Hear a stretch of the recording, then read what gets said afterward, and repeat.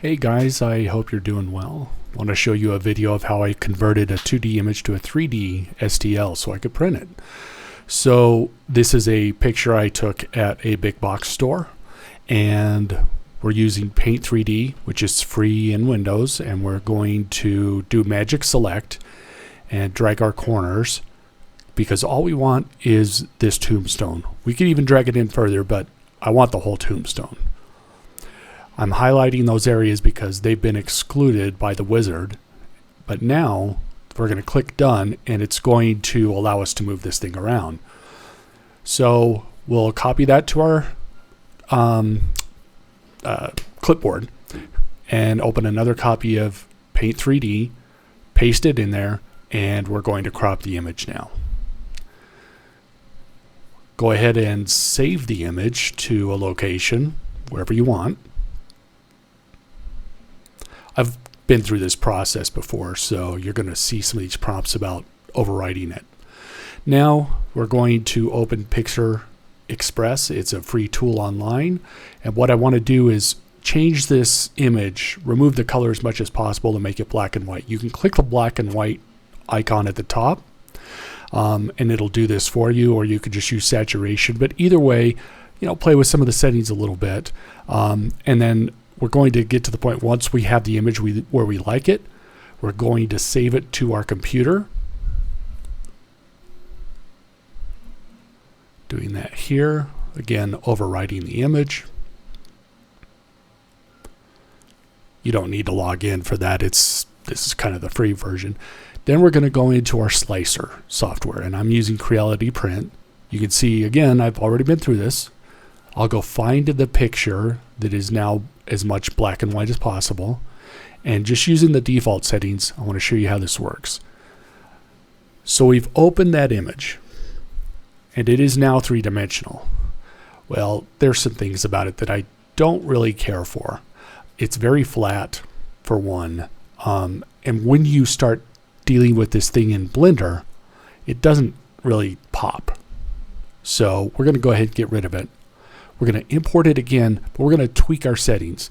Now this is going to vary depending on your image, but for this particular image, you can see the settings I set here. I really wanted to increase the height as well, and there's a reason for that, which I'll show you later. We'll talk about that later in the video.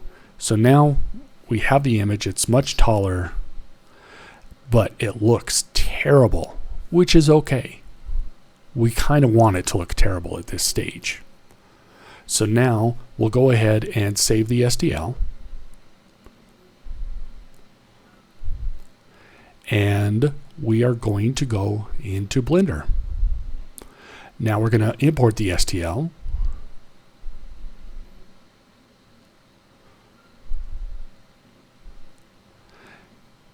After we've deleted everything that was already in there. I like to center the STLs to the cursor, so this is just a quick way of doing that. So now that our image, our graphics file, if you will, whatever you want to call it, is there is an issue here, and it is this. Look at the level of detail. That's way too much detail. All of those, the triangles, whatever, the resolution is just way too high, so we want to cut that down.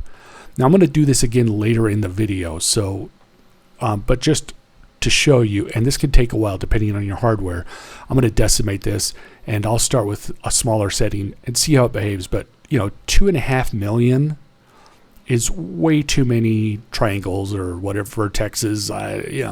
It's just too much. But while it doesn't appear to have changed the image, it did a little bit, but it's not perceptible. Now I want to clean up some of this image. So let's say that you liked the whole image and you only wanted to cut like a portion of it off. So here I'm going to go into edit mode, and I'm going to do a bisect function here. So select that, have all of the vertices selected, so click A on your keyboard and then drag. And if you hold down the control key, it will make it either vertical or horizontal. It'll snap it to that.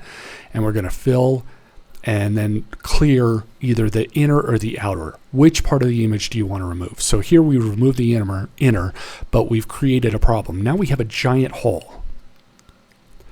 And if you're into 3D printing, giant holes are not good things. So as you can see here, we run a check, and we're going to make it manifold.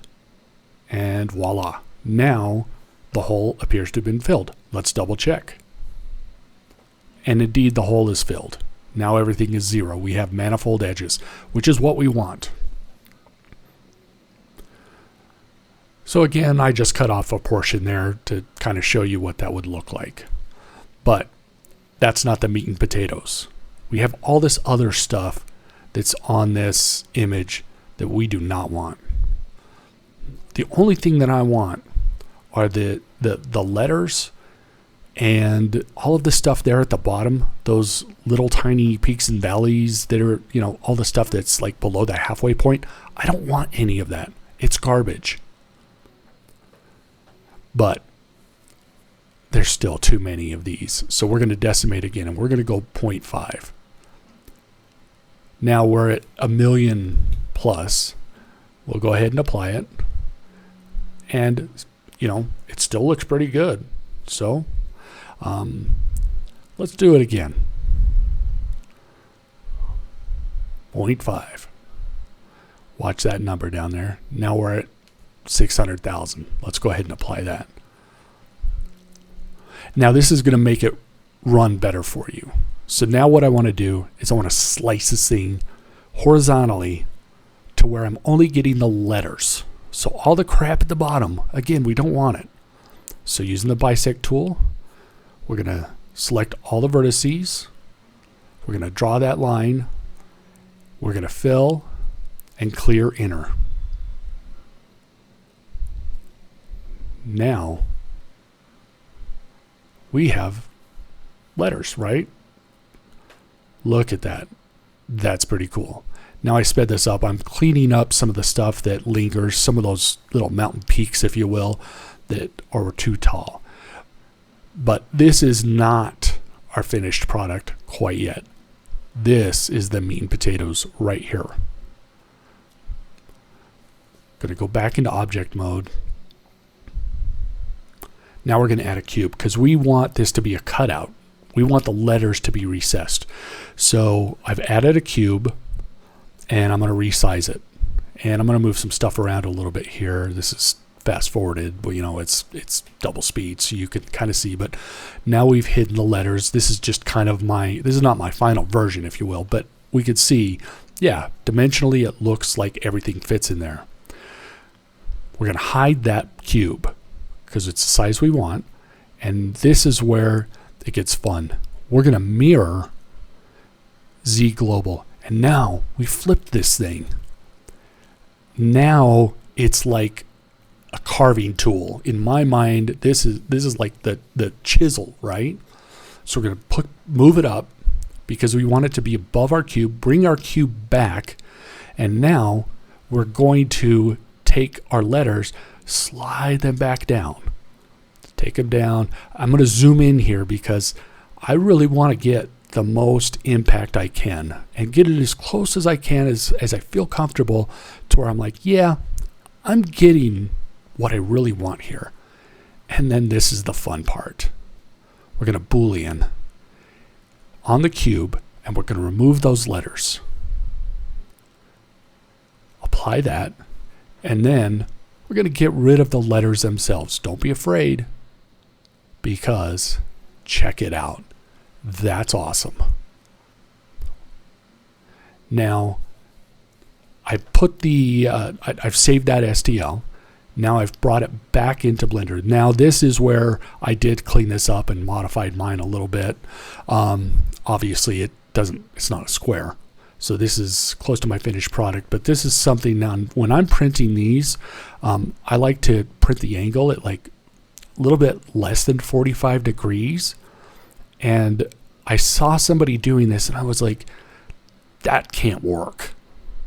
But it's crazy, but it does. It seems to print a little bit faster, but more importantly, look at this. it prints it. Like when you have those surfaces that would normally have to have a support, doing it this way makes it so much more stable, and it comes out so good. So thanks for watching, and I hope this helps you in some way. Have a great day.